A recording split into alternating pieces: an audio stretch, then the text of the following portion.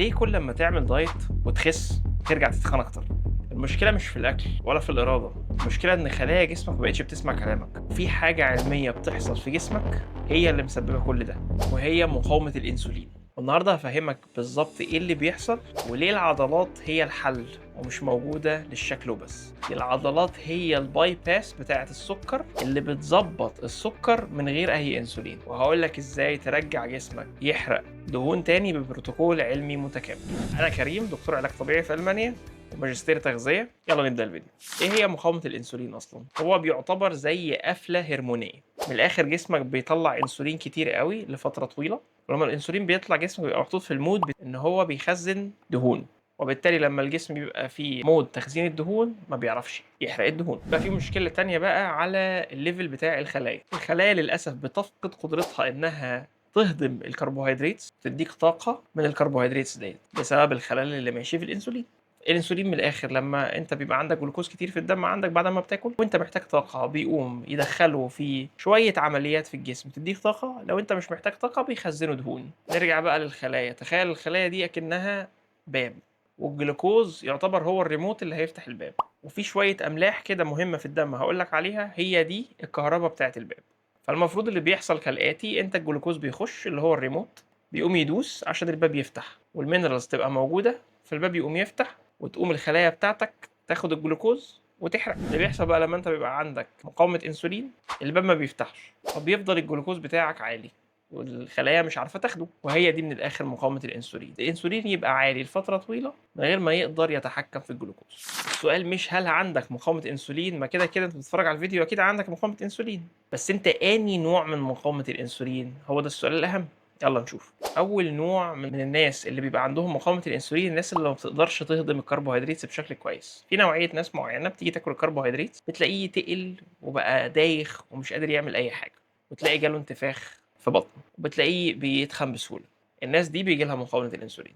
وفي مشكله تانية، الناس اللي بتبقى عندها فيسرال فات عالي، او من الاخر كرش او دهون في منطقه البطن.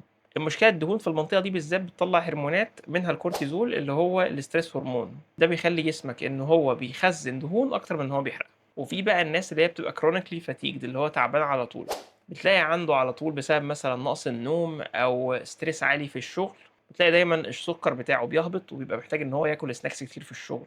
وبالتالي لما السكر بتاعه ما بيبقاش اندر كنترول، الانسولين بتاعه برضه ما بيبقاش اندر كنترول، ويبقى عنده احتماليه ان هو يبقى عنده مقاومه انسولين. واخر نوع وهو الاشهر هو البري دايابيتكس والدايابيتكس، ولكن الدايابيتكس تايب 2 اللي هم بيبقوا عندهم اوبستي عاليه وبيبقى عندهم كميه دهون كتير. عشان تعرف انت من الناس دي ولا لا، بغض النظر عن الوزن، بيبقى في حاجه اسمها نسبه الجلوكوز في حاله الصيام ونسبه الانسولين في حاله الصيام. لو الاثنين دول عاليين فعندك يبقى انت هيبقى عندك مقاومه انسولين، لان ده مش طبيعي. لان انت لو ما اكلتش جلوكوز المفروض الجلوكوز في الدم يبقى قليل، والانسولين بالتالي هيبقى قليل. ده اكتر نوع شائع من الناس اللي عندها مقاومه الانسولين. وبالمناسبه لو انت عايز تتعلم ازاي تخس، لو انت عندك سمنه مفرطه، انا عامل فيديو كامل ازاي تخس من الالف للياء، دايت وتمرين، وازاي كمان ما تتصابش لما تبدا تمرين. وفي تمرينه كامله جاهزه موجوده في الفيديو ببلاش. دلوقتي بقى السؤال اللي المفروض الناس تفكر فيه: ايه هو الحل؟ زي ما انا قلت، وهو العضلات. هل كنت تعرف ان العضلات بتاخد 80% من الجلوكوز بتاعك اللي داخل الدم من غير ما تحتاج الانسولين؟ طب دي ايه ميزتها؟ في العادي الجسم بيحتاج الانسولين علشان يصرف الجلوكوز سواء حرق او تخزين دهون. العضلات ميزتها انها تقدر تاخد الجلوكوز من غير ما تشغل الانسولين، يعني انت حرفيا عضلاتك بتشفط الانسولين اول ما بيخش في الدم بس عشان هي محتاجه طاقه. فعشان كده بيميك سنس ان الواحد يبقى عنده كميه عضلات كبيره علشان يقلل اللود من على الانسولين. وعلى مستوى الخلايا بتبقى عادة المشكلة ان الانسولين ريزيستنت بيبقى بسبب ان في كمية دهون دخلت جوه الخلايا، فده من الاخر بيخلي الحاجة اسمها سيلولار سيجنالينج او زي كلام الخلايا مع بعض يبوظ، ما بيبقوش عارفين يتكلموا مع بعض.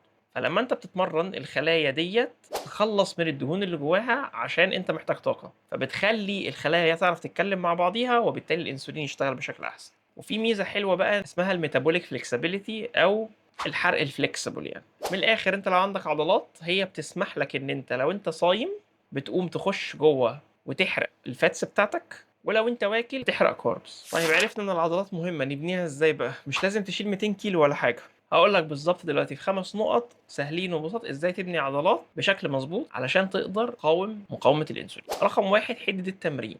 اولا انت مش محتاج تشيل اوزان تقيله قوي، انت ممكن تبني عضلات كويس جدا باوزان خفيفه او اوزان تقيله، ولكن في شرط واحد مهم لازم تبقى واخد بالك منه، انك توصل للفيلير علشان تقدر تبني العضلات بتاعتك. طيب وبالنسبه للتكرار والفوليوم بتاعك في الاسبوع، مش لازم تفضل قاعد في الحته بتاعه 8 ل 12 عده بالظبط، انت ممكن تبقى اقل وممكن تبقى اعلى على حسب الجول بتاعك. انا شخصيا بيبقى عندي تمارين مثلا الكومباوند الكبيره زي البنش بريس وهكذا، بحب العبهم عاده سترينث عشان انا بحب العب سترينث، بس انت مش لازم تلعب قوه اللي هي تبقى اوزان تقيله وعدات قليله، ممكن تلعب في الرينج بتاع 15 ل 20 عده عادي، وهتبني عضلات وهتعرف تحارب مقاومه الانسولين.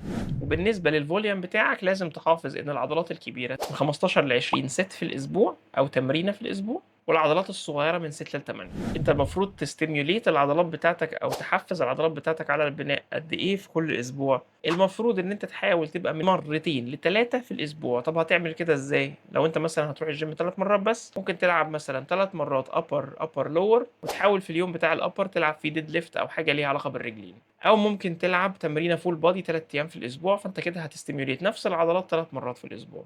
طيب والتيمبو يعني سرعتك، حاول دايما في الايسنتريك او في النيجاتيف او انت نازل مع الجرافيتي ان انت تبقى بطيء. يعني انت لو هتلعب بايسبس كيرلز مثلا وانت طالع لفوق بتعمل الاكشن بتاع العضله، حاول ان انت تطلع اكسبلوسيف بسرعه، ولما تيجي تنزل انزل بالراحه وحافظ على التنشن جوه العضله. فده اوفر اول بيزود حاجه اسمها التايم اندر تنشن بتاع العضله، وده بيخليه عندك احتماليه اعلى انك تزيد في كميه العضلات.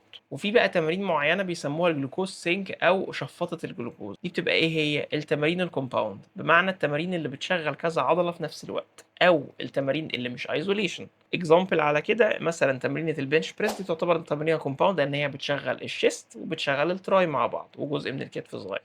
لكن على الناحيه التانيه مثلا شيست فلايز دي تمرينه ايزوليشن بتشغل الشيست فقط لا غير. فنحاول نلعب التمارين الكومباوند زي البنش بريس، شولدر بريس، سكواتس، الديد ليفت بكل انواعه، والروز بكل انواعها، والبول ابس. واخر حاجه لازم نهتم بالكارديو بطريقه معينه علشان نخلي الميتوكوندريا او الجزء اللي في الخلايا اللي بيولد طاقه يبقى شغال جامد. المفروض بنعمل ايه؟ بنعمل حاجه اسمها هيت كارديو او الحده بتاعته عاليه على الطريقه النرويجيه.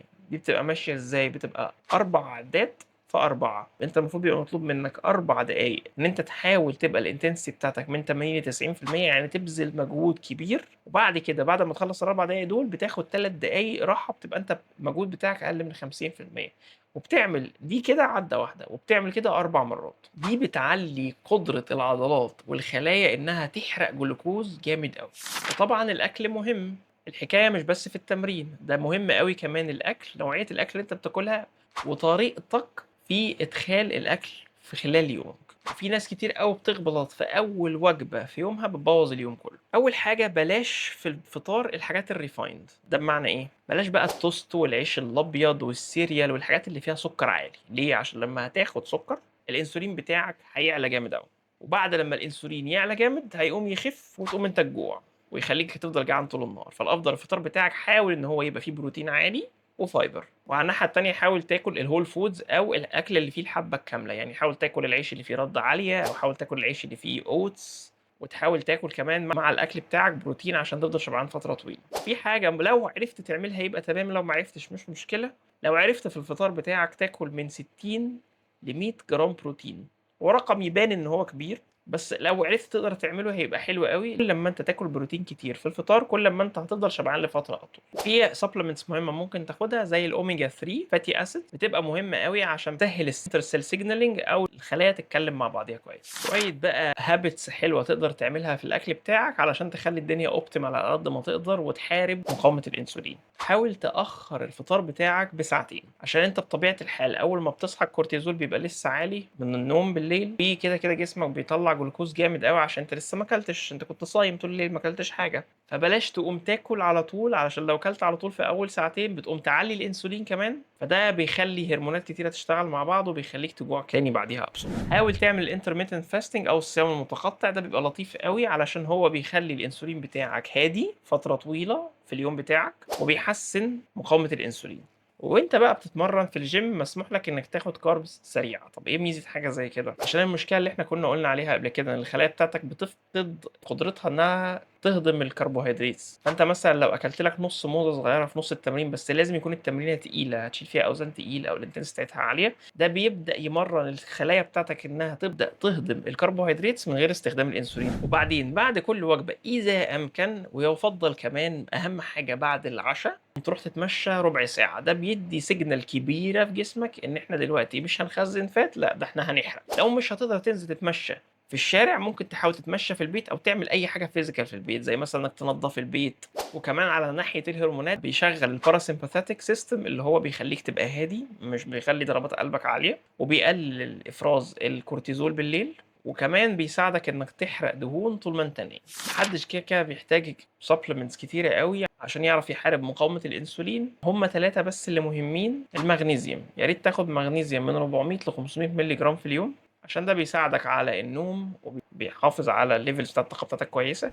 ويا ريت تاخد فيتامين دي، خصوصا لو انت قاعد في بلد أوروبية زيي وما فيهاش شمس كتير، مع ان اليومين دول يعني الدنيا في ألمانيا ولعة، وان المغنيسيوم والفيتامين دي دول بيشتغلوا مع بعض دايما. جسمك كده مش هيعرف ياكتيفيت الفيتامين دي من غير المغنيسيوم والشمس. ولازم تاخد بالك من الالكترولايت بالانس بتاعك، خصوصا في الايام الحر اللي بتعرق فيها كتير. ده معناها انك يبقى انت عندك صوديوم وبوتاسيوم الاثنين. الصوديوم ممكن يقل حاله ان انت بتعرق كتير قوي في التمرين بتاعتك، فهتلاقي جسمك في الحاله دي عشان يبالانس الدنيا بيتخلص من المغنيسيوم، فحاول تحافظ على الصوديوم والبوتاسيوم بتاعك كويسين. وقبل ما تنام ممكن تعمل حاجه زي كده، هي بتساعد شويه مع المغنيسيوم بتاعك. لو تقدر تاخد معاه 3 جرام جلايسين، ده بيساعد ان انت تتخلص من الاستريس هرمونز اللي بتطلع وانت نايم. ممكن تاخد معلقتين اللي هو التيبل سبونز، اللي هي المعلقه الكبيره، ابل سايدر فينيجر اللي هو خل تفاح، مع شويه ميه علشان تاكتيفيت حاجه اسمها الاي ام بي كي. خلي بالك دي ايه هي، من الاخر بتزود الحرق طول الليل. احنا النهارده اتكلمنا ايه هي مقاومه الانسولين، وايه الاسباب بتاعتها، او مين الناس اللي عاده بيجي لها مقاومه الانسولين، ايه اكتر حاجه بتحارب مقاومه الانسولين، وازاي تبني عضلات بشكل كويس، ازاي تظبط الدايت بتاعك من ناحيه الاكل ومن ناحيه البيهيفير بتاع الاكل بتاعك والوقت بتاع الاكل بتاعك عشان تحارب مقاومه الانسولين، وشويه سبلمنتس اختياريه ممكن تاخدها بتحسن الدنيا شويه. هو الفيديو ده عجبك؟ احنا في فيديوهات كتير قوي عاملينها على القناه هنا، مثلا عن الكرياتين او الامراض المزمنه زي الضغط، وفي مثلا فيديو جديد انا عملته عن الميكروبيوم، موضوع ما حدش اتكلم عنه، وعلاقته بخساره الوزن والاداء الرياضي. فكل ده موجود على القناه. لو عندك اي انترست في حاجه منهم اكتب لي كومنت تحت وانا ابعت لك الفيديو المناسب ليك. لو عجبك الفيديو اعمل لايك واشترك في القناه. انا دكتور كريم، اشوفكم الفيديو الجاي. السلام عليكم.